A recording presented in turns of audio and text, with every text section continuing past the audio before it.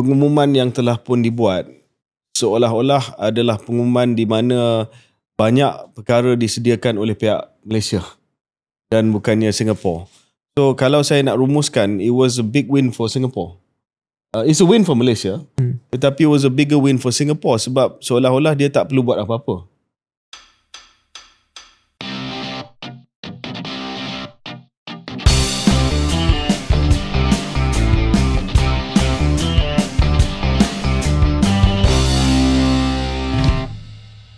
Assalamualaikum warahmatullahi wabarakatuh dan selamat datang ke episod 139 Keluar Sekejap bersama dengan saya KJ. Saya Syaril Hamdan. Syaril, episod kita yang lepas, episod 138 telah mencetuskan pelbagai reaksi. Reaksi yang hangat juga, yang juga telah mengundang kedatangan tuan-tuan daripada pihak PDRM untuk mengambil keterangan saya. Kita tahu isu ni isu yang hangat dan saya berpendapat bahawa kita berniat baik untuk membangkitkan dan membincangkan isu kepentingan umum yang sedang hangat diperbincangkan oleh pelbagai pihak dan kita bangkitkan dengan niat untuk tanya soalan dan minta penjelasan. Ya, pandangan saya serupa KJ. Banyak poin yang dibangkitkan itu sudah pun dibangkitkan di tempat lain. Ya. Tapi apapun seperti biasa kita serahkanlah kepada pihak berkuasa untuk membuat judgement yang sebaiknya. Dan mungkin sebagai usaha untuk kita update pendengar dan juga penonton KS berkenaan dengan isu titah addendum tersebut, sejak episod yang lepas ada beberapa perkembangan yang saya rasa penting. Antaranya adalah kenyataan daripada Perdana Menteri PMX sendiri yang mengatakan bahawa memang betul addendum itu telah pun dihantar ke Peguam Negara pada masa itu, iaitu sekarang ini sudah menjadi Hakim Mahkamah Persekutuan Tan Sri Ahmad Teriruddin. Jadi dah disahkan bahawa addendum itu dah memang ada pada pihak kerajaan setelah dititahkan oleh Yang Tuan Agong Al-Sultan Abdullah pada masa itu. So benda tu tak menjadi perkara yang boleh dipertikaikan lagi. It exists dan memang Perdana Menteri admit yang benda tu ada. Dan kalau tak silap, Mahkamah Tinggi telah pun tetapkan bulan 3, bulan Mac untuk tarikh di mana review, judicial review daripada pihak Datuk Seri Najib akan diadakan, sama ada addendum tersebut boleh dilaksanakan ataupun tidak. That's update lah. Okay. Ya, dan ada request untuk gag order juga Ada request untuk tapi gag order juga, belum lagi diputuskan sama ada oleh mahkamah. Mahkamah minta supaya ada representasi rasmi daripada pihak kerajaan supaya diputuskan benda tu. So saya rasa di sini saja perbincangan itu sebab segala-galanya dah dijawab dan kita tunggu bulan 3 lah. Bulan 3 untuk diputuskan sama ada addendum itu dilaksanakan ataupun tidak. Melainkan akan ada berita lain antara hari ini dan juga bulan 3. Wallahualam.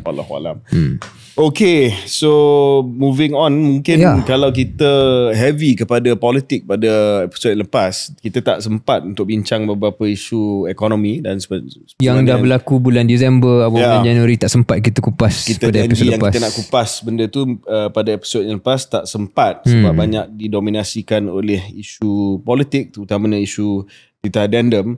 So mungkin hari ini kita nak bincang beberapa isu ekonomi yang penting, iaitu mungkin Syaril kita nak mula dengan satu perkembangan yang kita memberi liputan sejak tahun lepas, iaitu satu perjanjian yang telah pun dimeterai antara kerajaan Malaysia dan juga kerajaan Singapura, iaitu yang diberikan nama Zon Ekonomi Khas Johor Singapura ataupun JSSEZ, Johor Singapore Special Economic Zone.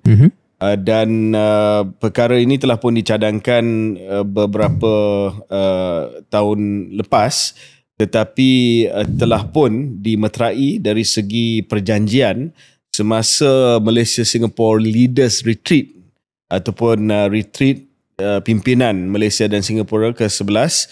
Kali ini yang telah pun dihostkan ataupun tuan rumahnya adalah Malaysia.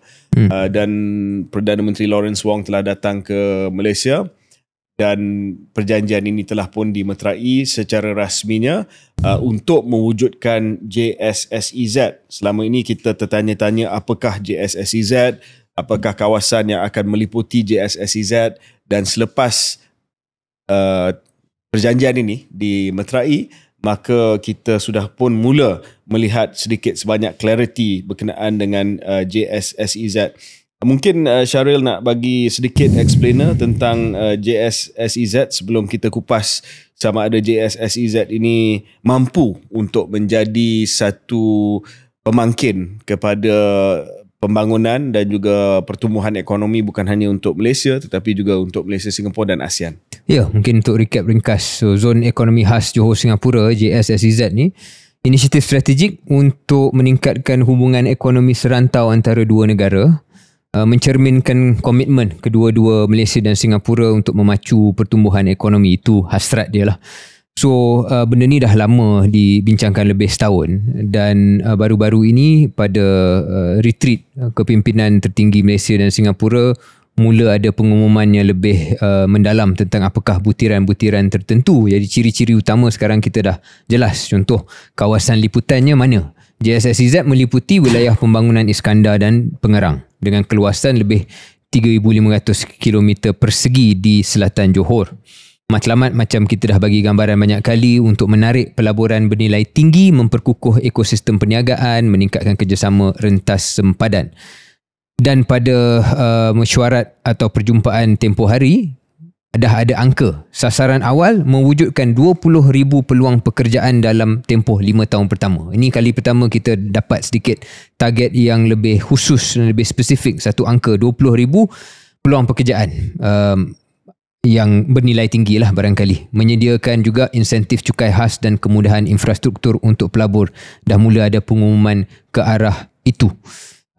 Ini adalah projek dan zon ekonomi khas pertama di Asia Tenggara yang merangkumi sempadan dua negara. Kita dalam negara ASEAN dan rantau ASEAN 10 negara ni tak ada zon ekonomi khas seperti mana yang dihasratkan ataupun mula dizahirkan dengan SEZ Johor Singapura ini KJ. Jadi itulah kemaskini ataupun update terkini berkenaan dengan isu yang sudah lama dibincangkan. Saya ada beberapa ulasan KJ tapi itu lebih kurang recap utama. Kalau boleh saya terus sila dengan sedikit pandangan.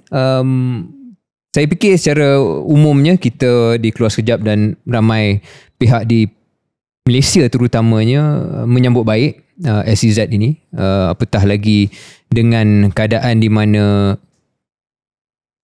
perbezaan kos antara Singapura dan Johor sepatutnya membolehkan banyak pelaburan masuk dan juga aktiviti ekonomi masuk ke Johor.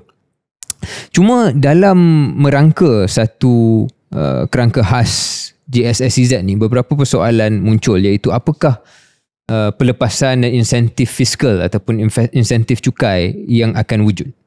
Di sini saya tertarik KJ bahawa pengumuman kalau ada spesifik pun, yang mana tak banyak, kalau ada spesifik pun dia lebih tertumpu kepada Malaysia. Kalau saya baca kenyataan untuk pihak Singapura hanya memberikan gambaran bahawa mereka akan memberi insentif kepada syarikat-syarikat Singapura untuk bertapak di Malaysia. Tapi apakah insentif itu? Tidak dibutirkan. Kedua ialah lokasi ni, walaupun namanya adalah Johor Singapore Special Economic Zone, the entire zone appears to be in Johor. Right? Okay lah, sebab Singapura is tak adalah dia nak letakkan hanya zon tertentu di Singapura, bukannya satu negara yang besar. Tetapi nampak pengkhususannya ialah bagaimana menarik aktiviti di Johor. Jadi kalau saya seorang yang hawkish bahasa Melayu di Singapura lah, yang kurang sikit lah dengan Malaysia ataupun tidak sangat berminat untuk kerjasama yang terlalu rapat dengan Malaysia, melihat Malaysia sedikit skeptical ataupun cynical, mungkin saya akan tanya, what is it for Singapore? What is in it for Singapore? Apakah Special Economic Zone ni akan menguntungkan Singapura?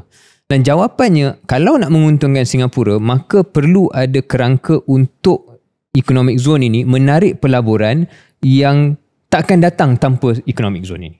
Maka barangkali kena ada usaha untuk kedua-dua belah negara pergi keluar, market keluar, memasarkan economic zone ni bersama dan mengatakan okay, jika melabur dalam wilayah-wilayah di Johor ni, you will also get incentive for certain activities yang anda nak buat di Singapura.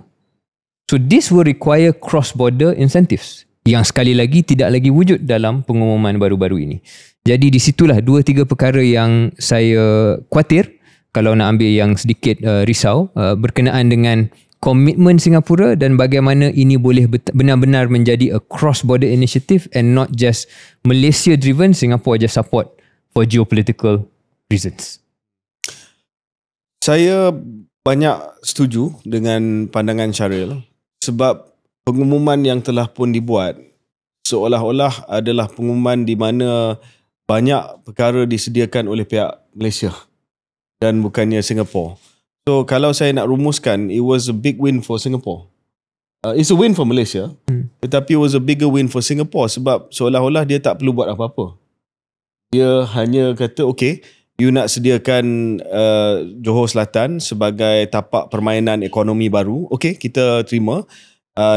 Pihak Malaysia akan bagi beberapa insentif untuk perniagaan dan pekerjaan. So dengan bahasa mudah, dia seolah-olah kata, okay, contohnya cukai korporat istimewa 5% di Johor kalau ditubuhkan di dalam JSSEZ, cukai pekerjaan berpengetahuan yang diberikan untuk pekerja yang layak di JSSEZ, insentif pelaburan tambahan.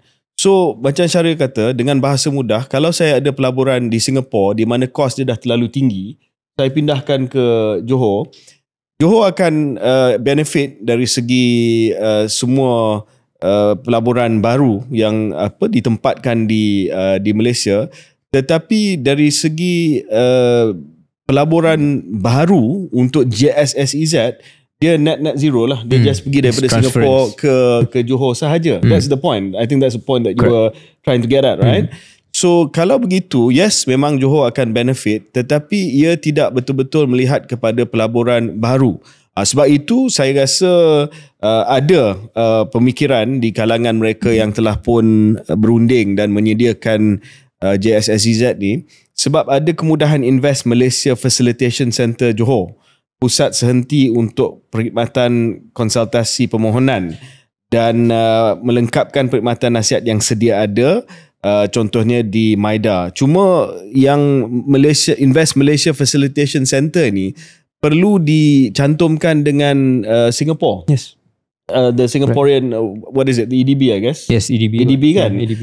Barulah kita akan melihat bahawa ini bukan hanya net zero transfer daripada Singapore yang kos tinggi kepada Johor. You take all the things yang kita tak nak sebab kos terlalu tinggi, kita maintain kita punya front office dekat Singapore, mungkin kita maintain kita punya finances dekat Singapore, dan you hanya ambil kerja-kerja yang kita rasa sesuai untuk pergi ke tempat yang kos dia lebih rendah. So saya rasa we need to, I don't know if it's too late, tetapi we need to get more clarity in terms of what Singapore is willing, apa yang Singapore sanggup untuk memberi dari segi insentif pelaburan baru contohnya. Okay, kita akan dapat dia punya pembuatan, tetapi Singapore nak maintain dia punya front office dekat Singapore. Okay, so what is Singapore offering in terms of incentive? Branded as JSSEZ lah. Correct. It has to be branded as JSSEZ KJ. Kalau tidak, macam KJ katakan, usaha-usaha baik yang dibuat di Johor dan juga Invest Malaysia Facilitation itu, benda tu tak ada economic zone pun boleh ada dah. Boleh Tapi pun. kalau nak buat economic zone ni relevan dalam konteks itu, maka macam KJ beri gambaran, bukan hanya Invest Malaysia cakap okay, datang ke Johor buat sini sekian-sekian, tetapi dengan kerangka JSSEZ ni anda juga boleh mendapat sesuatu di Singapura, right? Which is whatever it is lah, your front office or even a lifestyle component yang mungkin tidak ada di Johor. Betul. So benda-benda macam tu perlu dipackagekan bersama, dan the packaging of it cross border saya tak nampak lagi.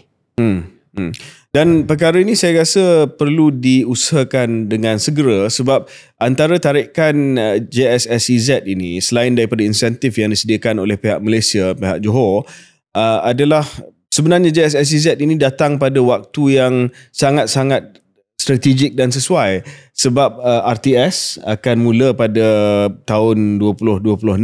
RTS ini adalah laluan rel ringan sejauh 4 km yang akan menghubungi Johor Bahru dengan Singapura. So dia akan ambil MRT di Singapura, macam biasalah MRT tu mungkin akan tamat di stesen di Woodlands. Dia akan transfer kepada satu kereta api ataupun MRT khusus untuk bawa mereka ke Johor. So itu campur dengan soft border yang kita telah usaha ataupun perjuangkan dah lama, Syaril, di mana sekarang ini tak perlu guna pasport, guna QR code saja, dan itu akan banyak memudahkan perjalanan to and fro daripada Singapura ke Johor, Johor ke Singapura. Bila benda ni berlaku dan juga persiap ataupun double track daripada Gemas ke JB akan siap pada tahun ini kalau tak silap saya, itu juga akan mengurangkan masa daripada Kuala Lumpur ke Johor Bahru. Ini semua adalah pemangkin kepada JSSEZ. So JSSEZ is happening. Perjanjian tu dah dimeterai. All these infrastructure projects are coming into fruition. So kalau kita tak minta supaya ada komponen daripada Singapura untuk menunjukkan bahawa Singapura juga committed kepada jenama JSSEZ itu, saya rasa we may not get the full benefit lah. Yeah, agree. I think that's our point, KJ. Yeah. Kita akan cover lagi JSSEZ untuk episod akan datang. Kita tak nak umum dulu, tetapi akan ada satu special coverage JSSEZ daripada perspektif Johor pula. Apa yang Johor ingin melihat daripada JSSEZ. Tapi Syaril, saya tertanya-tanya bila kita cakap tentang JSSEZ ini, ada satu projek yang sekejap panas, sekejap sejuk, sekejap ada dalam radar, sekejap hilang daripada radar. Dan projek ini sebenarnya ada banyak pandangan berkenaan dengan projek ini. Ada yang kata projek ini projek yang ikonik, yang diperlukan, yang akan menjadi game changer, menggunakan istilah yang agak klise. Tetapi ada juga yang kata projek ini projek yang tak feasible, projek yang tidak boleh membuat duit lah, senang kata. Dan projek yang kerajaan sepatutnya tidak langsung membiayai. Projek ini adalah projek yang telah pun dibincang sejak 20 tahun yang lepas. Dan sebenarnya tidak menjadi satu projek yang luar biasa di negara-negara lain. Projek ini tidak lain tidak bukan HSR, iaitu kereta api laju daripada Singapura ataupun daripada Kuala Lumpur ke Singapura. Dikatakan bahawa projek ini sekarang ini sudah pun timbul balik dalam radar sebab bila ada JSSEZ, kita nak dapat limpahan JSSEZ itu sampailah ke Lembah Kelang. Sebab economic activity di Semenanjung Tanah Melayu ni sebanyak tertumpu kepada Lembah Kelang, dan kalau ada hubungan dengan Singapura dan JSSEZ melalui HSR ini yang hanya mengambil masa 90 minit daripada Kuala Lumpur ke Singapura, city to city, maka ia akan juga tambah kepada game changer JSSEZ. Jadi persoalannya adalah apakah sebenarnya status projek ini? Sebab macam KJ kata, kejap panas, kejap sejuk. Dan yang kita faham, keadaan sekarang ialah kerajaan masih lagi dalam proses untuk memikirkan dan mengkaji segala proposal ataupun cadangan daripada pihak swasta kan. Tentang apakah mekanisme, apakah cara pembiayaan yang mereka cadangkan untuk menjayakan projek ini. Saya melihat bahawa semakin lama JSSEZ ini berterusan dari segi lebih banyak pengumuman dan benda ni berlaku, saya fikir ini masih lagi menjadi isu matter of time, HSR ni. Saya tak nampak satu masa depan yang mana langsung kita tak buat perkara ini.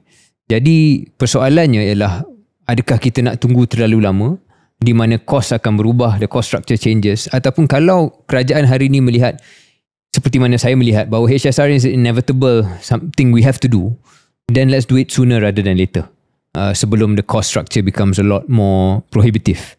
Cuma model dia lah, and until kita nampak ataupun dapat sedikit gambaran what are the different models that the private sector is proposing, susah untuk kita komen whether it's economical or not. Ya, saya rasa sebagai seorang yang pernah melihat kepada model HSR yang telah pun dicadangkan, termasuklah HSR yang telah pun dipersetujui satu ketika dahulu, Saya melihat bahawa mau tak mau mesti ada juga sedikit penglibatan daripada kerajaan dari segi pembiayaannya. Kalau tidak secara langsung dalam pelaburan ataupun dari segi geran ataupun pinjaman yang diberi kepada konsortium swasta yang akan membina HSR ini, adalah dari segi pengambilan tanah yang merupakan kos yang besar. Dan dalam model-model sebelum ini memang ada penglibatan kerajaan persekutuan dalam pengambilan tanah. Dan saya rasa kalau nak mengharapkan model pembiayaan swasta sepenuhnya untuk projek seperti HSR ini, saya rasa agak sukar. Mungkin kita pun tak tahu sebab memang dah ada beberapa proposal yang telah pun dihantar kepada MyHSR, dan saya tak pasti sama ada proposal tersebut 100% pembiayaan termasuk pengambilan tanah dibiayai oleh swasta ke tidak, tetapi saya yakin mesti ada komponen kerajaan di sini. Dan timbal balasnya KJ, adakah kerajaan pegang equity dalam syarikat itu? Itulah yang menjadi persoalan. Kalau dalam model-model sebelum ini memang kerajaan ada equity ataupun in ada exchange pegangan for the tanah memang, kan, bukannya kerajaan kena belanja sangat, tetapi ada pegangan dalam syarikat tersebut. So macam mana pun mesti ada penglibatan kerajaan. Jadi bila kita dengar kenyataan daripada kerajaan yang mengatakan bahawa dibiayai sepenuhnya oleh sektor swasta, kita tertanya-tanya apakah detail dia. Apakah definisi pembiayaan? Betul, definisi pembiayaan. Dan satu lagi soalan yang saya nak tanya Syaril, adakah tanpa HSR dengan JSSEZ, ni mungkin soalan yang agak sensitif sikit lah sebab dia seolah-olah kita nak berbandingkan satu wilayah di Malaysia dengan satu wilayah lain di Malaysia ataupun satu negeri di Malaysia dengan satu kawasan di Malaysia. Apabila JSSEZ sudah menjadi satu zon yang seamless, yang ada free flow of people, free flow of services, goods dan sebagainya, tanpa HSR, adakah secara tidak langsung itu akan menjejaskan Kuala Lumpur, Lembah Kelang sebagai sebuah bandar global? Kalau tidak ada HSR, kalau ada HSR okeylah, mungkin balance sikit, tapi kalau ada orang yang nak buat pelaburan ataupun yang nak pindah ke Malaysia dan suddenly dia kata Kuala Lumpur dah tidak menjadi satu attractive proposition sebab jauh daripada the center of whatever is happening now lah, which is JSSEZ. And then if you don't build HSR, then KL akan jadi satu bandar yang lebih isolated daripada the main event lah. Soalan tu pertimbangan yang provokatif yang saya tak pasti KJ benar-benar khuatir ataupun just something to lontarkan lah. I think it's worth thinking. I think it's worth thinking. Saya punya reaksi immediate, saya rasa tidak, atas beberapa sebab. Kerana Kuala Lumpur masih lagi mempunyai daya tarikan sendiri. Juga saya ada bagi hint tadi tentang the lifestyle component in Johor yang masih lagi perlu dibina lah. Mengikut acuan Johor dan mengikut acuan apa yang sesuai dan boleh diterima oleh rakyat di Johor. Tetapi nak kata Johor baru sudah menjadi satu bandar cosmopolitan antarabangsa, belum lagi. Boleh jadi tapi belum lagi, dan ada kena-mengena dengan soal gaya hidup dan sebagainya. So I think KL still has that. Tapi more than Johor. Over time Syaril, kalau betul-betul lah JB dan Johor Selatan menjadi seperti Shenzhen di China dan pendapatan mereka semakin meningkat disebabkan pembangunan yang datang daripada JSSEZ dan sebagainya, then the logical logical posture for people di Johor will no longer to look up but to look down.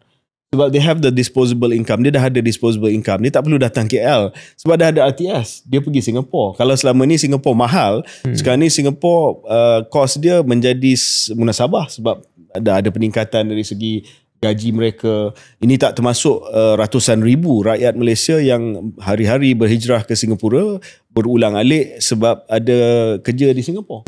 So I think strategically, kita kena fikirlah strategically, bukan sesuatu yang kita boleh selesaikan dalam satu podcast, episod podcast. Tetapi kalau saya di pihak kerajaan melihat kepada perubahan, the shift of the strategic economic component dengan JSSEZ, kalau betul-betul meletup lah, I would put the HSR so that KL ni tethered kepada kawasan ini. Faham. I think that's one of the factors why we should do HSR. More long-term strategic consideration tentang apa yang KJ katakan itu, memastikan Kuala Lumpur menjadi tethered lah, berhubung jalin sambung bersama dengan satu zon ekonomi yang kita harapkan akan padat. Tapi a few things need to happen for that to become a major factor. Sure, One is the lifestyle thing in Johor, dan SEZ Johor yang kita JS SEZ ni pun kena betul-betul meletup lah. So all of those things need to happen before this becomes a more existential question. Tapi as a long term strategic consideration, saya rasa itu adalah komen ataupun pertimbangan yang adil. Okay, kita break seketika dan kita kembali selepas ini.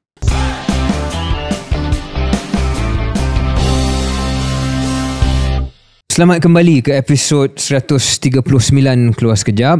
Kita dah bincang soal Special Economic Zone, kita dah bincang soal HSR. Kita nak juga bincang tentang 2025 bukan hanya sebagai sebuah tahun yang kita akan cakap tentang kepengerusian Malaysia ASEAN, tapi sebelum cakap benda yang berat, cakap benda yang kurang berat tapi juga sama penting, iaitu kempen melawat Malaysia 2026. Walaupun 2026, tapi kempen itu dilancarkan pada tahun ini dengan pengenalan logo, maskot, lagu tema dan reka bentuk pesawat khas VM Visit Malaysia 2026 mensasarkan untuk menarik 35 lebih juta pelawat antarabangsa menjana pendapatan sebanyak 147 bilion KJ. Daripada kecil, Visit Malaysia ni benda yang sinonim dengan sesiapa yang membesar di Malaysia. Cuma lewat ini banyak perbualan dan juga komen tentang benda-benda yang dulu kita tak kisah sangat ataupun dulu tak ada kontroversi sangat, khususnya soal logo, soal video. Kalau dulu video pelancongan Malaysia ni benda kebanggaan kita lah, sebab Malaysia truly Asia lah, video kualitinya tidak pernah dipertikaikan, malah kita sebagai rakyat tengok pun syok. Tapi baru-baru ni macam mengundang kepada pelbagai kecaman. Mungkin cakap pasal logo dululah. Logo yang mana beruang matahari Malaya diberi nama Wira dan Manja, dipilih sebagai maskot rasmi, sesuatu yang baru. Malaysia dah terbiasa dengan harimau Malaya barangkali. KJ, adakah kalau fikir banyak-banyak flora dan fauna di Malaysia ni, adakah beruang menjadi haiwan yang pertama KJ fikirkan? Beruang matahari satu pilihan yang saya rasa segar dan baik. Saya suka. Okay, kita cakap benda yang best dulu tentang Visit Malaysia ataupun Tahun Melawat Malaysia 2026. Logo cantik dan maskot pun best. Why? Just new lah. Just new, ya. Dan sun bear ni adalah satu, ataupun beruang matahari ni juga adalah satu haiwan yang kalau tak silap saya endangered juga, yang perlu diberi perhatian. Memang harimau Malaya itu boleh dikatakan sebagai haiwan kebangsaan kita, tetapi kadang-kadang kita nak juga bagi pentas kepada haiwan-haiwan lain yang ada di Malaysia. Saya ingat satu ketika dahulu pada 80-an, penyu juga pernah menjadi logo. Kalau tak silap saya, Pata yang berlaku di Malaysia pada tahun 80-an. Semua blank sebab semua tak ingat lah. It just shows how old I am. Tetapi kita ada beruang matahari ni, cantik juga, sun bear. Dan saya nampak komen-komen pun agak bagus. Cuma sayang sekali sebab pelancaran yang bagus itu telah pun sedikit tercacat disebabkan isu video montage yang telah pun disiarkan. Video montage ini menunjukkan semua kepelbagaian warisan budaya Malaysia macam biasalah. Cuma saya difahamkan dalam video montage tersebut tiada masjid. Tapi ada rumah ibadat lain. Ada rumah ibadat yang lain. So benda macam, so ada banyak polemik lah yang kata masjid ni bukan tarikan pelancongan, which is not true. Kalau pergi ke sama ada masjid negara, terutamanya masjid wilayah ni, masjid Putrajaya, Masjid Pink di Putrajaya, setiap hari dibanjiri dengan kedatangan pelancong-pelancong asing yang memakai jubah dan sebagainya. So selain daripada tempat ibadat untuk orang Muslim, ia juga adalah tarikan pelancongan, dan sudah pasti Islam sebagai agama persekutuan mestilah ada masjid. Dan saya rasa isu ni telah menjadi isu yang kontroversi disebabkan orang menteri itu, Yong King Sing, yang banyak mengundang kontroversi yang lepas lah, ya, isu bakuteh lah, isu macam-macam. Dan oleh kerana beliau adalah menteri pelancongan, maka isu ni pun telah meletup. Pembangkang pun spin isu ni, menunggang isu ni, dan akhirnya beliau daripada satu posisi yang mengatakan bahawa tak ada masalah, akhirnya telah mengalah dan mengatakan bahawa video. Video itu akan dirakam semula. So tak apalah. I mean, I think yes, we learn from this, tetapi in the future, untuk masa yang akan datang, kena teliti, kena betul-betul teliti, sebab benda macam video yang menunjukkan kepelbagaian Malaysia ni sangat sensitif, utamanya pada masa sekarang. Saya sependapat soal ketiadaan masjid dalam montaj yang asal itu, bagi saya ada masalah. Saya dengar penjelasan PMX yang dia cuit, dia kata kenapa PAS menjadikan isu ni besar, sedangkan video pelancongan di Kelantan pun tidak ada masjid. Tapi seperti mana komen yang saya baca, tak boleh bandingkan sangat sebab video pelancongan di Kelantan atau Terengganu tu tak ada pun menunjukkan rumah-rumah ibadat yang lain. Jadi saya fikir kesesuaian ada masjid tu benda yang agak serius lah. Dan bukan keseluruhan Kelantan tu Serambi Mekah. Ya.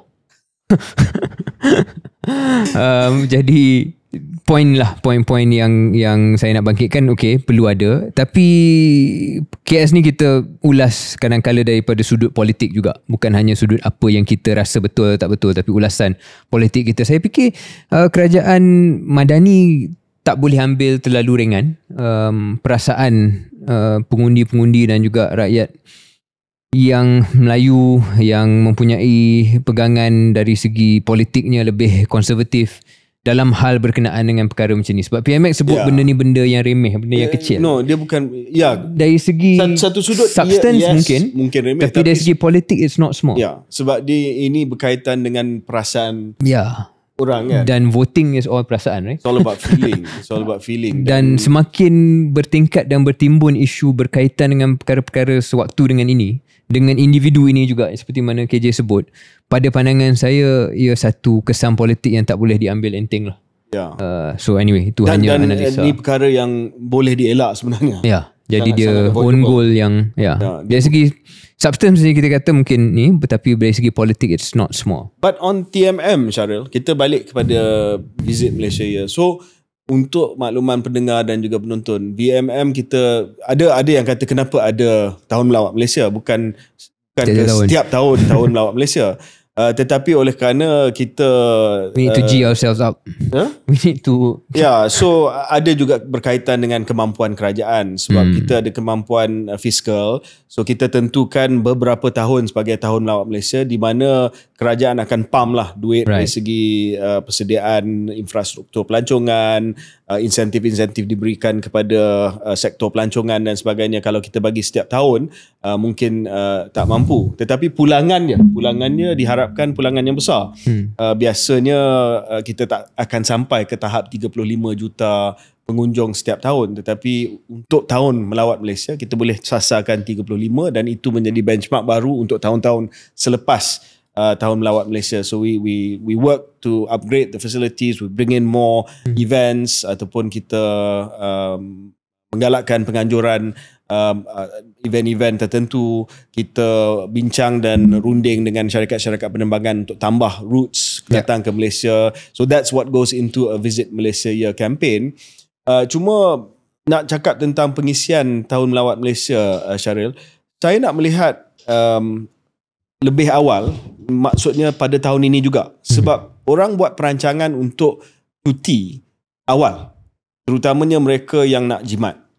Kalau mereka nak jimat, mereka akan buat segala booking awal. Kita semua tahu bahawa kalau buat booking awal, sebahagian besar daripada tempahan awal akan dapat harga yang lebih rendah.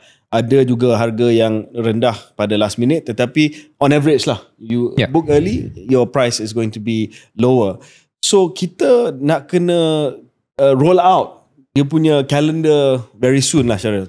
Iconic events. Apa iconic events kita? Ini termasuklah bukan hanya acara-acara yang dianjurkan oleh Malaysia, tetapi juga acara yang kita tarik daripada luar. And you know, I have to say lah, international sports events, international concerts, artis dan sebagainya. Tak boleh lah. Yang tu tak boleh je. Konsert kenapa tak boleh pula? Ada yang cakap tak boleh. Okay apa? Okay. Kita KS. Kita konsert selalu. So you must create kita kena cetuskan dia punya kegairahan daripada sekarang.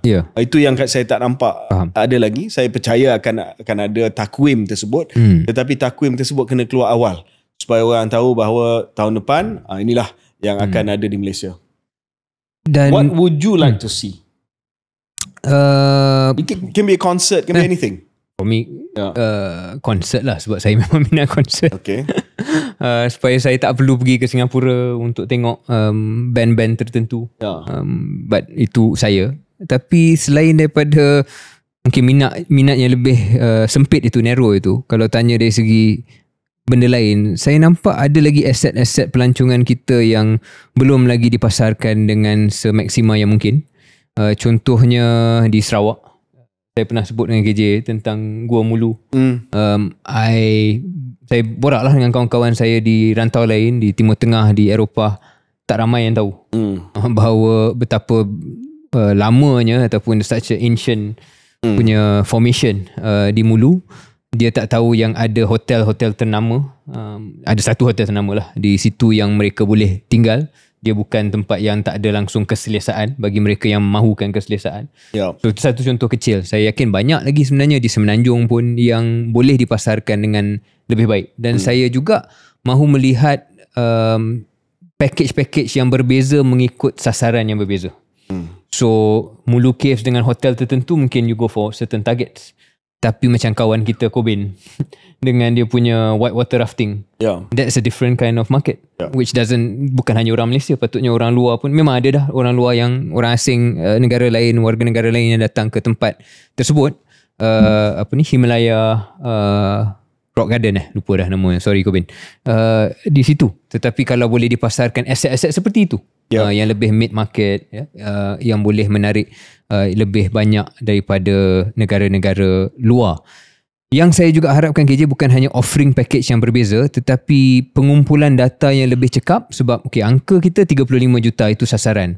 Kita pernah persoalkan, dan benda ni bukan hanya kerajaan ni, kerajaan-kerajaan sebelum pun, 35 ni berapa banyak pecahannya adalah day trippers Singapura dan Malaysia, yang itu sepatutnya tak terpakai lah. It's a different kind of tourist quality.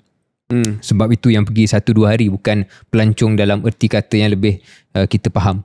Kedua ialah berapa ramai orang yang masuk ke Malaysia pada tahun melawat Malaysia buat kali pertama. If we can have that data, sebab saya rasa antara KPI juga ialah untuk memaksimalkan jumlah pendatang ataupun pelancong kali pertama. Sebab macam KJ kata, bila datang untuk tahun melawat Malaysia, insyaAllah dia orang datang lagi pada tahun-tahun yang seterusnya. So it's not just about repeat tourist yang memang dah tahu Malaysia dan mungkin dia dapat extra offerings, extra flights dan sebagainya, but also to capture market ataupun pelancong yang selama ni tak datang. Syaril, kita tak nak dituduh cakap kosong. So saya baru saja melayari laman web rasmi Malaysia Tourism Promotion Board, iaitu Tourism Malaysia. Sebab saya nak berlaku adil kepada Tourism Malaysia. Ini berkenaan dengan takwim. Dia ada satu tab Events and Happenings. So kalau kita pergi kepada year 2026, memang langsung tak ada apalah, no results found. Okay, tak apa, kita bagi chance, 2026 tahun depan. 2025 January, Malaysia Animation Exhibition, good, KL New Year Run, Royal Langkawi International Regatta, and Chinese New Year. Itu saja. Kalau Chinese New Year is a whole world. So kalau kita pergi ke July is a reasonable time for 2025. No results found. So kita pergi ke Jun, Hari Gawai, Hari Raya Aidiladha, ada some Power Man Malaysia. August, National Day, satu je. So ni tahun 2025 kot. Ni official calendar tau. Ini bukan third party website. Ini Tourism Malaysia punya website. So kalau kita nak harap takwim untuk tahun 2026, kita faham lah nak perlukan masa. Tapi you don't even have a one stop tempat nak cari events dan happening segala-gala yang happen. Bulan Ogos tahun ini hanya ada Hari Kebangsaan sahaja. Which is an event. It's an event. Okay, March. Another contoh, March tahun ni, Ramadan Karim dan Hari Raya Aidilfitri. Tak perlu kau dah ada kementerian kalau ini dia punya mat. Itu Google Calendar pun bagi tahu. So I don't know. I think that's fair critique. Kita harap bahawa Tourism Malaysia boleh step up their game, sebab bukan hanya dalam laman web yang KJ persoalkan ini, tapi belum lagi bercakap tentang pemasaran apa-apa saja yang letak kat sini. Kalau letak penuh pun tapi pemasarannya tidak hebat pun orang tidak tahu. Ya, sebab kalau kita Google search pun that's going to be the top They got the SEO game down lah. Malaysia Travel, dia dah SEO game memang top. SEO Content. game dia keluar dulu, tetapi bila klik kat dia tak ada apa benda. Right. Ataupun tak banyak lah. Okay. Just fair kritik dan harap-harap boleh ditambah baik untuk kebaikan kita semua. 2025 juga bukan hanya tahun untuk bersiap sedia 2026, tapi 2025 ini satu tahun yang besar untuk kita, sebab ramai tahu, saya yakin bahawa kita sudah jadi pengerusi ASEAN KJ. We are now the ASEAN chair. Dan satu peluang untuk PMX, untuk kerajaan, untuk Malaysia membuktikan kepemimpinannya dalam organisasi ini. Satu organisasi yang bersejarah, yang mungkin kita akan kupas dari masa ke semasa pentingnya sejarahnya. Kita pernah ada tetamu KS yang bincang tentang perkara-perkara ini. Saya nak mengajak penonton dan pendengar KJ untuk mendengar podcast. Sekali-sekala kita promote podcast orang lain kan. Podcast siapa? Elina Noor. I think you know Elina. Of course I know. Elina Noor adalah seorang rakyat Malaysia yang sekarang ni di Carnegie Endowment, satu think tank lah di Amerika Syarikat. Hebat pencapaian tu sebenarnya. Sangat hebat. Saya rasa di antara yang ada kepakaran geopolitik dan beroperasi di orbit Amerika Syarikat, walaupun saya yakin beliau masih lagi berpatriotik Malaysia. Anyway, one of the podcast yang saya suka dengar is this podcast called Southeast Asia Radio, yang dikendalikan oleh CSIS, satu lagi think tank Amerika Syarikat, tetapi dia macam close kejap, dia ada dua host. Seorang dari CSIS dan seorang lagi Elina daripada Carnegie. So I think sekali 2 minggu kot keluar episod. Dan saya berdengar lah tadi sewaktu di gym, sebab saya seorang yang aktif KJ. Dan saya mendengar podcast. Aktif di gym, dan sambil di gym saya mendengar podcast. Saya tak dengar lagu sangat, saya dengar podcast. Dan dalam episod ni tertarik kerana mereka berbincangkan lah soal, antara topik-topik lain, soal Asia Tenggara dan soal kepengerusian Malaysia di ASEAN. Dan mendengar podcast tersebut dan juga membaca artikel-artikel lain dan pengamatan kita sendiri KJ, ni 1 tahun dan fasa yang sangat critical dari segi great power competition, dari segi persaingan antara Amerika Syarikat dan China. Kita sedang melihat bagaimana pentadbiran baru Donald Trump akan barangkali meneruskan, malah meningkatkan tahap persaingan mereka dengan China. Kita sudah pun melihat pada hari-hari terakhir pentadbiran Biden, keluar berita yang relevan di Malaysia di mana mereka akan menghadkan jumlah chip, semiconductor chip yang dibenarkan dalam seluruh dunia. Jadi dah ada 3 tier. We can talk a bit about it. Tier 1 negara-negara yang friendly kepada Amerika Syarikat, Korea, Jepun, Taiwan, Eropah, yang boleh dapat chip Amerika Syarikat tanpa had. Kemudian ada tier 2 countries, Malaysia termasuk dalam tier 2 countries yang mana ada had tertentu.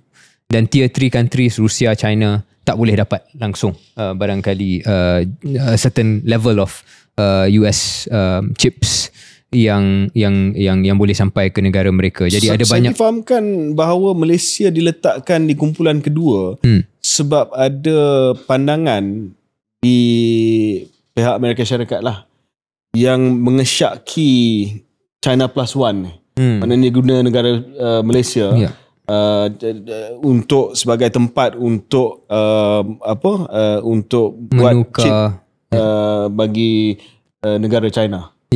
Ataupun untuk mendapat keuntungan ekonomi kepada negara China. Disebabkan itu negara seperti Malaysia tinggal di tier 2. I think it's partly that maybe, ataupun KJ, Malaysia has never been a real strong first tier US ally lah, yang kita sedia maklum. Memang tak ada pun. Dalam Asia Tenggara ni kalau ada, Filipina lah. They have a real defense pact, terutamanya dalam pentadbiran sekarang. Maybe Duterte sedikit goyang, tetapi outside Duterte, it seems to me like the Philippine and American alliance is quite strong. Vietnam pulled out of BRICS. Vietnam pulled out of BRICS. Vietnam looks like Philippines, Vietnam. I would say saya rasa ni Vietnam semakin masuk dalam orbit Amerika Syarikat. And dalam semiconductor ni, Philippines is not really the challenge untuk Malaysia. It's Vietnam. Yeah. Jadi bagus yang KJ bangkitkan perkara ni sebab ini contoh di mana bukan hanya tahun ini tapi Malaysia kena bijak untuk menguruskan kedua-dua paksi Amerika Syarikat dan China tanpa sudah tentu mengkompromi hal-hal tertentulah, prinsip Gaza dan sebagainya. We still have to be firm, tapi dari segi benda lain, bagaimana memastikan bahawa kita tidak jatuh ke satu tahap yang lebih rendah daripada Vietnam, because that's my concern KJ, because Vietnam dengan keadaan demografinya yang lebih muda daripada Malaysia, jumlah penduduk, pekerja, bla bla bla, of course kita masih ada kelebihan tertentu, but Vietnam is catching up. If Vietnam becomes a more favoured country on semiconductor manufacturing, we have a problem. Philippines is not really a challenge now. It is Vietnam. Jadi, and Singapore not really, because it's too small, it's too expensive. Jadi di situ ya saya harap ada kebijaksanaan dari segi our entire foreign policy ecosystem and community untuk menguruskan risiko ini. So that's one example of persaingan geoekonomi yang sedang berlangsung. Bagaimana pengumuman terbaru Biden, dan saya yakin akan diteruskan oleh Trump, akan cuba menarik keluar seberapa banyak negara yang mungkin daripada orbit China towards America Western influence. And ia satu peringatan kepada kita KJ, walaupun kita cakap tentang de-dollarization, tentang bagaimana Amerika Syarikat semakin tidak boleh menjadi hegemon yang tunggal, they still have a lot of power and they still have a lot of levers to pull. Dan nampak bahawa Trump dan Biden, and now Trump again, adalah presiden-presiden yang tidak takut untuk menggunakan baki kuasa yang mereka masih ada dalam dekad-dekad yang ada sekarang ini. So we're waiting about that. The other thing KJ, just to close up the economic part, dan mungkin kita boleh cakap tentang other stuff, Myanmar, South China Sea dan sebagainya. Trump, kita sedia maklum, satu presiden yang sangat tak suka tentang defisit perdagangan. He doesn't like it that the US has trade deficits with the rest of the world, terutamanya dengan negara-negara tertentu. I check with ChatGPT KJ, Vietnam has the biggest trade deficit. The trade surplus. Maknanya defisit Amerika Syarikat paling besar dengan Vietnam 115 bilion. Malaysia 40 bilion. So dari segi tactical, hopefully dengan trade deficit yang terlalu besar dengan Vietnam itu akan ada, I think that's also one of the reason yang Vietnam keluar daripada BRICS juga. To soften the So that's what is playing. So saya menantikan apakah tindakan Trump terhadap Vietnam because of this trade imbalance yang begitu besar, whereas kita nombor 3, nombor 4 dalam dengan senarai. Bahasa mudah, kalau kita jual lebih kepada Amerika daripada kita beli daripada Amerika, dan ia mencetuskan apa yang dikenali sebagai trade deficit di peringkat Amerika, itu adalah garisan merah yang paling cerah bagi Donald Trump lah. Negara yang ada trade surplus, yang terlebih jual kepada Amerika Syarikat berbanding dengan beli, dia akan jadi sebagai not musuh lah, tapi sebagai ancaman strategik Amerika Syarikat. Sebab dalam pemikiran ekonomi Trump, trade deficit ni benda yang tak baik. Sebab you beli that's his logic. Kurang daripada apa yang you beli kurang daripada apa yang you jual. Tapi dia lupalah rakyat Amerika Syarikat untung lah daripada apa. Of course. Anyway, so that's Trump economics. Just to round up on this berkenaan dengan computer chip ni, Syaril, sebelum kita balik kepada isu ASEAN, sebab alang-alang dah cakap tentang computer chip, saya tertarik dengan satu ucapan ataupun satu kenyataan yang dikeluarkan oleh Menteri Ekonomi Yang Berhormat Datuk Seri today. Oh really? Kita ucapkan tahniah kepada Yang Berhormat. So dia tak datuk sebelum ni kan? Dia tak. Dia saudara ke Datuk Seri. Terus kepada Datuk Seri. Wow. Yang Berhormat Datuk Seri Rafizi Ramli. Good times. Datuk Seri. Good times. Telah pun mendapat darjah kebesaran Knighted at the Negeri Sembilan Honours list today.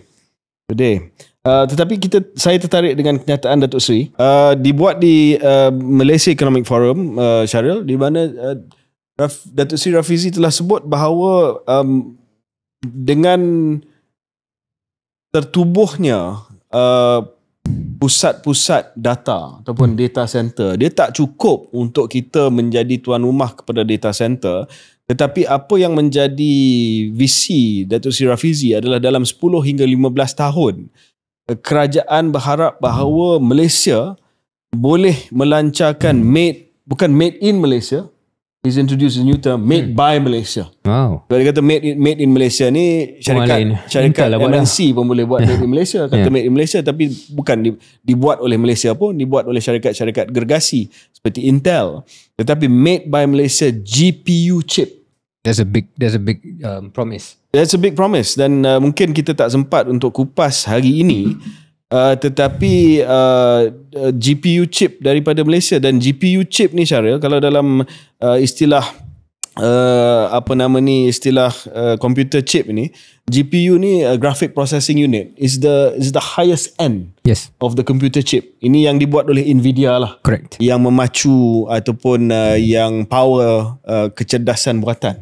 So that's a big target. Big target.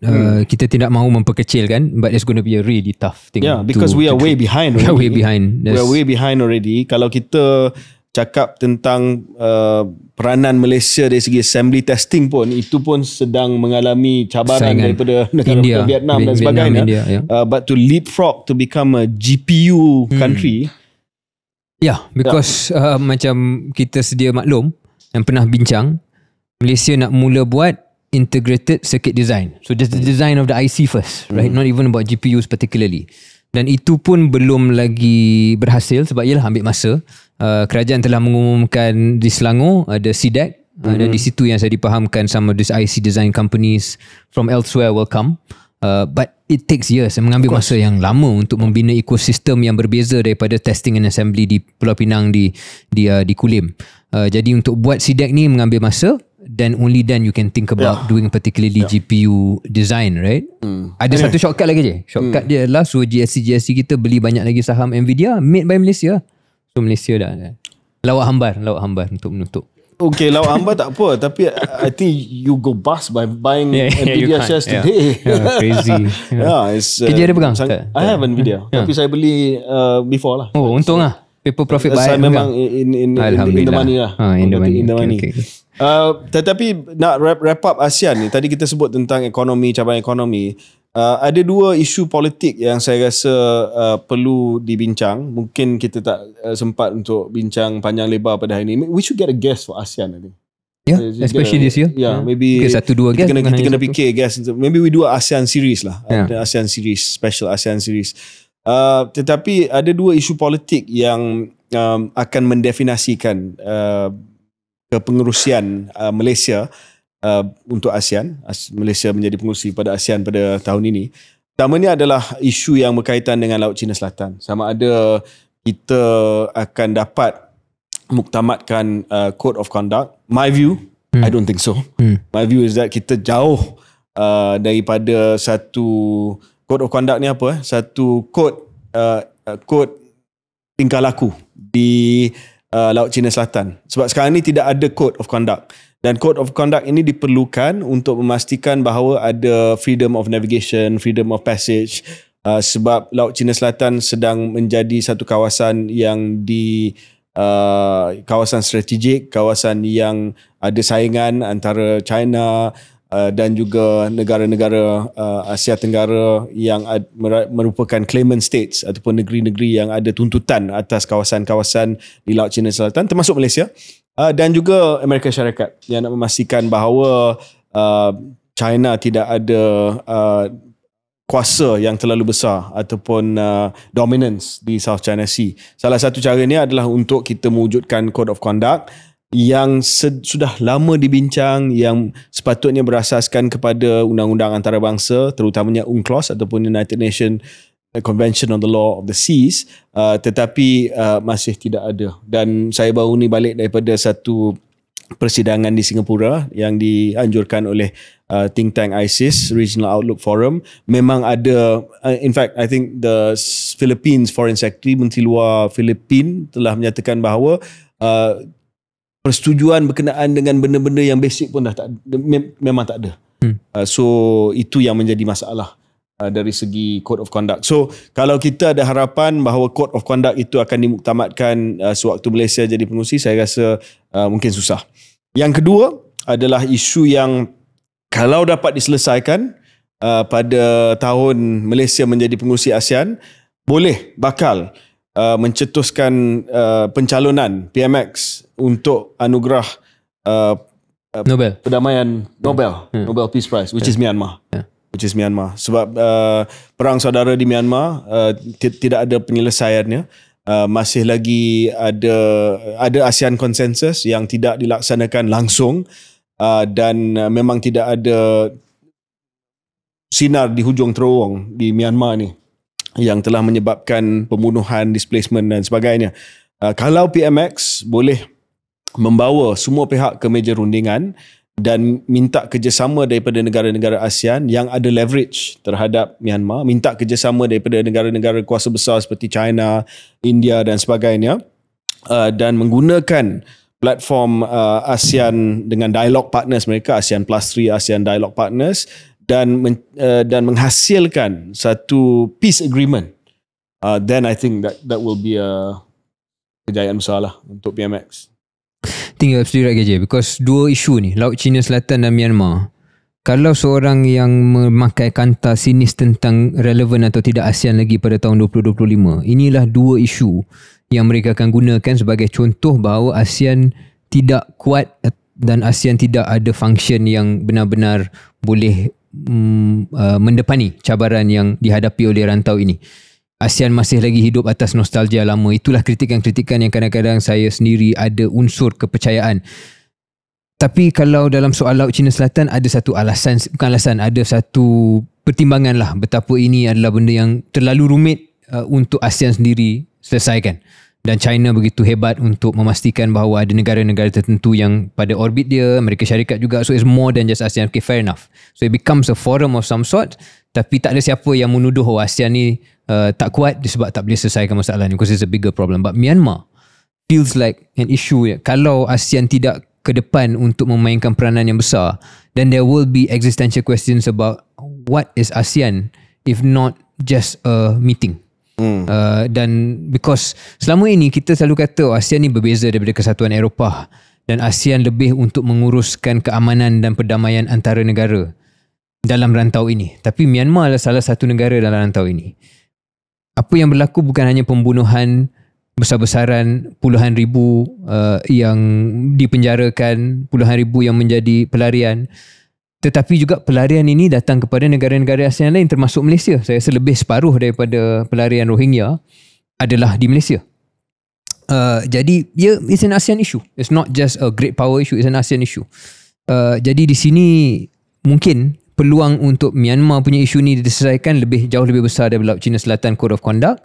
And kita tak tahu bagaimana ia boleh diselesaikan KJ. Sama ada some sort of peace settlement yang saya baca daripada jauh.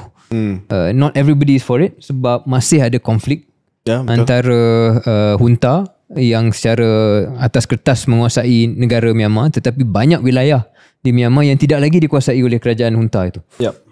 So what is it a stalemate? Is it some sort of settlement? Jadi if there is a settlement of sorts yang boleh kembali pada some normalization yang dibuat oleh ASEAN di bawah Anwar Ibrahim, then I think it could be a moment of pride untuk Malaysia and ASEAN. Dan last kali tempoh hari kita persoalkan pelantikan Thaksin sebagai penasihat. If there is one thing he maybe can have a role, is on this lah. Tapi saya rasa Myanmar isu yang penting, Myanmar isu yang mungkin akan menarik perhatian PMX sebab dia nampak bahawa kalau saya dapat selesaikan isu Myanmar ini, kira chairmanship Malaysia ni berjaya.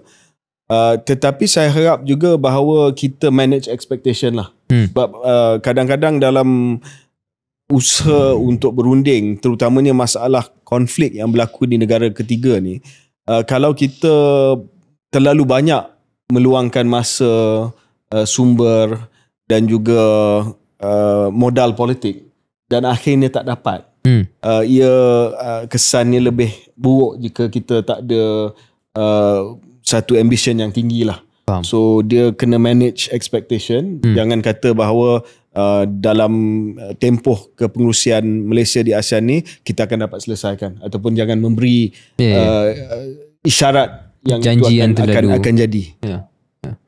Okey, kita akan teruskan perbincangan ASEAN ni dalam 2025 saya yakin. Okey, kita break seketika dan kembali selepas ini.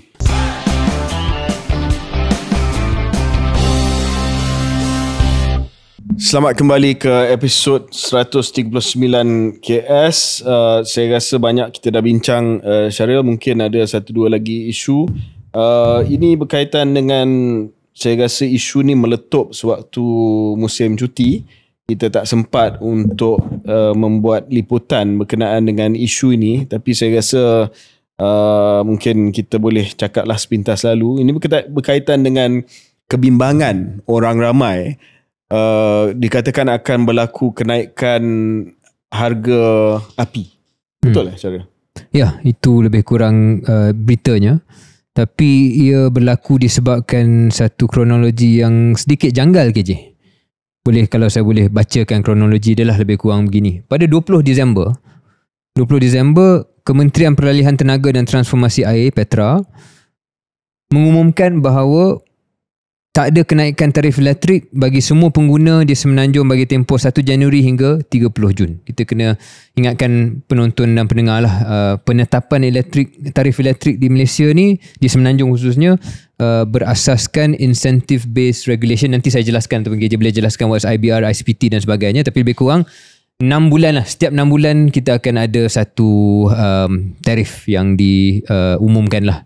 So dalam tempoh Januari ke Jun tak ada peningkatan. Dalam kenyataan yang sama, 20 Disember, kerajaan bersetuju dengan penetapan kadar purata tarif asas elektrik di Semenanjung bagi TNB di bawah IBR, Incentive Based Regulation, untuk tempoh 1 Januari hingga 31 Disember 2027.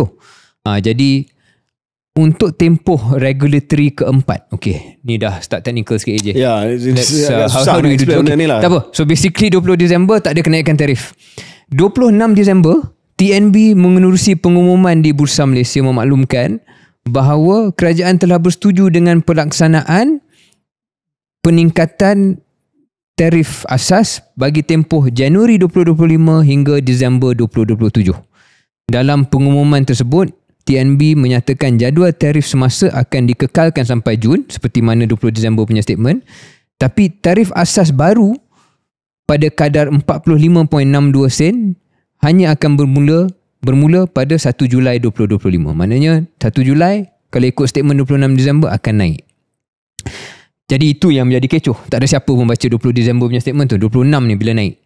27 Disember, hari keesokannya, Petra mengeluarkan satu siaran media baru menyatakan TNB tak merujuk kepada Petra dalam mengeluarkan pengumuman pada hari sebelumnya. Petra menegaskan jadual tarif elektrik baru yang akan dilaksanakan bermula Julai masih lagi dalam proses dimuktamadkan bersama dengan ST. Jadi di sini ada beberapa perkara KJ. Satu, kita mungkin kena jelaskanlah tentang bagaimana mekanisme menetapkan elektrik. Tapi sebelum kita ke situ, isu dia ialah bagaimana dan adakah TNB jam degan lah, adakah TNB telah mengumumkan satu perkara yang tak patut ia umum. Ya. Dan persoalan, kalau saya lah, saya tak nak terlalu spekulatif, tapi pada saya mungkin sebab cara fikir tarif elektrik ni base tarif asas, tapi juga ada subsidi melalui ICPT, ada juga harga yang berbeza mengikut dengan jenis pengguna dan sebagainya. Dengan mudahnya dia ada base tarif, dan oleh kerana bahan api, arang batu, gas, dia akan fluctuate ya. Dia sebab ada harga pasaran dunia, maka setiap 6 bulan dia akan adjust lah harga tarif berdasarkan kepada peningkatan ataupun penurunan harga bahan api. Tetapi saya rasa tak useful istilah yang diguna. I don't know why they call it imbalance cost pass through. Dengar benda tu pun orang tak faham. Kenapa apa benda ICPT imbalance cost pass through. Just call it subsidy lah. Just call it subsidy ataupun subsidi bahan api.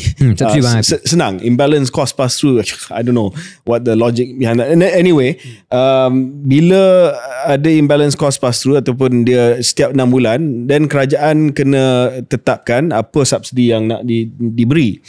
Tetapi dalam kes ini, nak mudahkan cerita, TNB sebagai syarikat yang disenaraikan di Bursa Malaysia buat pengumuman kepada Bursa Malaysia bahawa kerajaan dah setuju dengan cadangan struktur tarif baru yang akan bermula pada Julai tahun 2025, iaitu peningkatan kepada 45.62 sen per kilowatt hour. Itu dia cerita dia lah. Tetapi bila cerita tu keluar, Petra pula, kementerian yang berkenaan, keluarkan kenyataan kata belum dimuktamadkan lagi oleh Suruhanjaya Tenaga. Betul kan? Betul. That's more or less it lah. So tertanya-tanya, apa yang jadi? So kalau saya sekali lagi speculate tapi berasaskan logik lah, berdasarkan logik. Barangkali disebabkan macam KJ dah jelaskan, saya cuba jelaskan tadi, ada komponen base tariff, kemudian ada ICPT. Selain daripada itu KJ, ada juga different prices. Right? So bergantung kepada adakah anda B40 whatever lah, household, jumlah guna elektrik banyak atau tidak, itu yang PMX kata 85% tidak akan terkesan. So dia bergantung kepada tarif tu berbeza mengikut pengguna lah, lebih kurang begitu. Tapi dalam formula itu ada base tariff, dan peningkatan base tariff itu barangkali mungkin telah pun dibincangkan dan ada asas untuk ditingkatkan.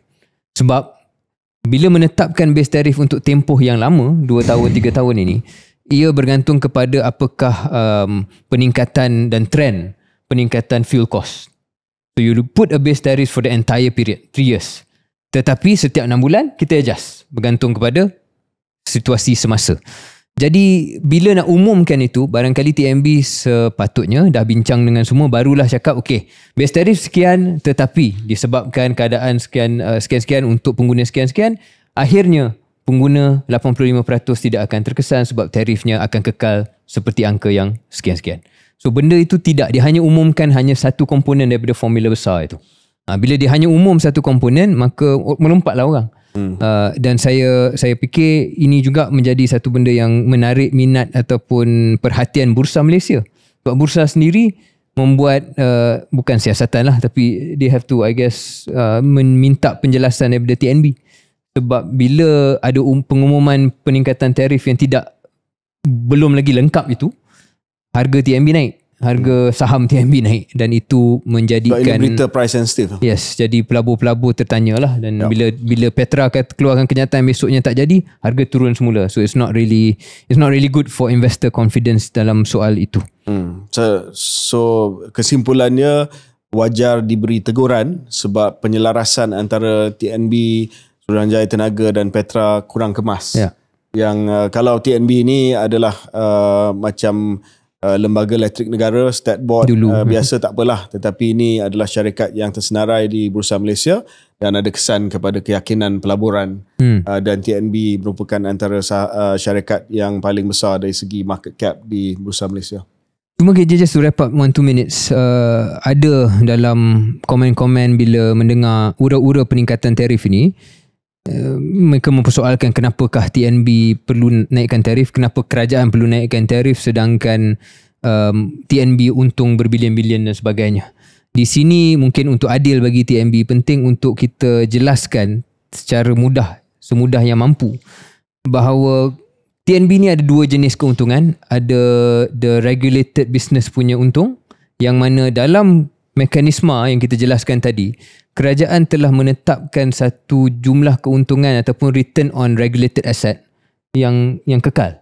Tak silap saya dalam 7 ataupun 7.3% ke 7.5%, which hasn't changed for a long time, I think, if I'm not mistaken lah. Saya minta maaf kalau angka tu silap, tapi itulah angkanya. Ada satu angka di mana TNB tak boleh buat keuntungan melebihi that percentage. Keuntungan yang lain, overseas business lah, dia punya solar lah, that is different. Jadi walaupun kita faham ada sentimen mengatakan kalau TNB untung berbilion, kenapa perlu naikkan tarif? Just remember that dalam hal tarif ini is a regulated return. Dia tak boleh untung banyak pun. Kalau dia untung lebih, dia akan kena bagi pada KUI. KUI inilah kumpulan wang amanah elektrik. Oh. If I remember correct. Dia lebih kurang satu tabung lah. Tabung yang mana TMB dan lain-lain kena bagi. Tabung inilah yang digunakan untuk subsidi. So TMB tak boleh untung lebih dengan kenaikan tarif pun sebenarnya. It's the other businesses that they do. Yang kita nak jelaskan untuk penonton. Okey, mungkin kita tamatkan perbincangan pada hari ini dengan satu topik antarabangsa sekali lagi, iaitu Justin Trudeau. Tapi bukan sangat tentang Justin Trudeau. Justin Trudeau ini adalah Perdana Menteri Kanada selama hampir 10 tahun yang telah umumkan bahawa beliau akan letak jawatan dan tidak lagi akan mempertahankan kedudukannya sebagai ketua Parti Liberal di Kanada. Beliau adalah poster boy untuk politik liberal di seluruh dunia lah, Syaril. Satu ketika dulu. Dan sezaman Obama, that kind of, atas pelbagai sebab dalaman parti beliau, sebab ekonomi, sebab kebangkitan sayap kanan konservatif di seluruh dunia. Beliau telah pun mengambil keputusan untuk letak jawatan supaya parti beliau boleh mencari seorang calon Perdana Menteri sebelum pilihan raya yang akan diadakan di Kanada. Syaril, ini satu perkembangan yang menarik sebab saya tengok Trudeau ini sudah menjadi sasaran kepada orang seperti Donald Trump, Elon Musk. Mereka menjadikan Trudeau ini sebagai simbol kepada politik liberal, kepada politik woke yang perlu ditentang. Dan Musk telah menggunakan Trudeau ini sebagai salah satu contoh apa yang perlu dielak di Amerika Syarikat. Adakah Syaril melihat bahawa peletakan jawatan Trudeau ini adalah satu petanda bahawa di negara-negara barat memang sudah ada satu penghijrahan politik kepada sayap kanan? Kalau tak silap di G7, negara-negara G7 yang tinggal sentris dengan center left ni Britain dengan France sajalah. Lepas ini sebab Trudeau pun dah letak jawatan, Olaf Scholz pun dah letak jawatan di Germany dan mungkin akan diganti oleh mereka yang sayap kanan di Canada. Poilievre looks like he's going to win from the Conservative Party. Adakah kita berdepan dengan dunia pada tahun 2025 yang especially di dunia barat yang semakin bersayap kanan? Maksudnya bersayap kanan lebih kepada polisi-polisi yang tidak terbuka kepada dunia, tidak globalis lah, yang tidak globalis, lebih nasionalis, yang mungkin ada pandangan tertentu terhadap migran. Dan yang kedua, apakah pandangan Syaril berkenaan dengan peranan politik yang sedang dimainkan oleh individu terkaya dunia, Elon Musk, yang tidak hanya berpuas hati dengan pengaruh beliau sewaktu pemilihan Presiden Amerika Syarikat, tetapi sekarang ini sudah pun minat dan sudah mula campur tangan dalam Canada, UK dan juga negara-negara lain. Yeah. So on the first point, saya rasa yes, so of course ada different shades of grey, but saya rasa yes, more yes than no, iaitu ada penghijrahan kepada politik yang lebih nasionalis, yang lebih sayap kanan di barat. Tapi juga KJ, saya tengok ini trend yang sedunia, dan bukan hanya di barat sahaja. Di negara-negara Asia pun dah ada trend tersebut. Politik yang lebih globalis, yang lebih mementingkan kerjasama, cakap tentang keharmonian dunia merentasi, itu semua benda dan bahasa yang relevan paling kuat pada mungkin 90-an, 2000. Tapi selepas itu saya nampak sudah ada trend ini yang memuncak sekarang ini dengan pemilihan presiden ataupun ketua-ketua negara yang lebih autokratik, yang lebih keras dalam pemikiran dunianya. So that's I think a trend that we are seeing for now. Sama ada ia berterusan ataupun ada pullback, that's part of our analysis yang akan menarik. Kedua ialah peranan mereka seperti Elon Musk. Saya nampak ia bukan dua soalan yang berasingan KJ. It comes together. Bila ada politik yang personality driven, yang sangat-sangat personality driven, termasuk dalam negara yang kononnya demokrasi yang kukuh lah, demokrasi yang telah pun institusinya kuat seperti Amerika Syarikat, boleh seorang individu yang sangat luar daripada arus perdana politik mengambil alih control of the grand old party, right, the Republican Party, and really become the new establishment. Saya lihat itu adalah satu trend yang telah pun mengundang kepada Elon Musk. Kita tengok baru-baru ini Meta, Zuckerberg juga mula menjadi lebih friendly kepada Trump. Tidak ada lagi polisi DEI. DEI ni Diversity, Inclusion and Equality, yang mana lebih dilihat sebagai satu woke culture lah, ataupun satu trend yang dikritik oleh sayap kanan di seluruh dunia. Dan juga sudah ada kompromi dari segi dasar Facebook ataupun Meta itu sendiri, dari segi censorship dan sebagainya. So they all going to Florida untuk berjumpa dengan Donald Trump sebelum inauguration dia. There's lots of inauguration parties apparently being organised untuk menunjukkan kepada orang-orang Trump, look, kami meraihkan presiden yang baru. These are things that bukan tak wujud dulu. Mana-mana negara pun bila ada PM baru, ada presiden baru, akan ada usaha lah daripada pihak bisnes dan sebagainya untuk dilihat lebih rapat. Tetapi saya nampak trend ini lebih besar sekarang ini. So it's not two separate questions, it's one following the other. Ya, cuma saya nak tambah satu dimensi yang berbeza adalah bagaimana kita ataupun negara-negara boleh melindungi sistem politik mereka daripada individu seperti Elon Musk. Sebab dia non-traditional political actor, dan dia ada satu soapbox yang besar, iaitu X, dan dia ada pengikut yang ramai, dan di negara-negara yang dia minat ni pun ada pengikut-pengikut yang ramai, dan bukan hanya itu, dia akan memberi endorsement kepada parti-parti tertentu. If that's the case, biasanya kita boleh membuat protes diplomasi sekiranya ada campur tangan daripada kerajaan lain, daripada negara lain. But he's not a government. He's not a state actor. He's an individual. Kita buat protest note kepada Amerika Syarikat pun, dia akan kata, well, we don't own the company. We don't own the company, and he's just a South African born American citizen. Just writing something online. It's more than writing though, KJ. Dia memaksa kita untuk melihat konten tertentu yang dia nak kita lihat. Dan inciting dan juga membuat traction dan engagement yang terpaksa kita baca. Yes. So correct. Saya rasa, this is a threat to democracy. Yeah. It is a threat to democracy. And with Meta juga, selain daripada Elon Musk, now saying that they won't really do the fact checking. Dia tak fact check lagi. Dan lagilah meluas fake news dan sebagainya. Sebab kononnya now is the time for freedom. Yeah, their version of freedom lah, a particular definition of freedom. Yeah. So the threats to democracy will continue, dan benda yang kita akan pantau dan ulas dari masa ke semasa. Alright. Itu saja. Terima kasih.